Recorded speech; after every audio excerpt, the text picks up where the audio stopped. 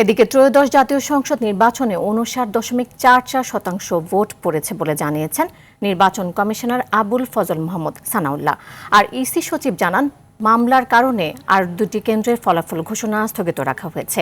এদিকে দুই কেন্দ্রের ফল পুনর্গণনার দাবি জানিয়েছেন ঢাকা ১৩ আসনের জামায়াত জোটের প্রার্থী মাওলানা মামুনুল হক। ঘোষিত ২৯৭টি আসনের মধ্যে ২১৩টি বিএনপি জোট ও ৭৬টি পেয়েছে জামায়াত এনসিপি জোট। এছাড়া স্বতন্ত্র ও অন্যান্য দল থেকে বিজয়ী হয়েছেন ৮ জন। ইনশাআল্লাহ ফি আমানিল্লাহ। আসসালামু আলাইকুম।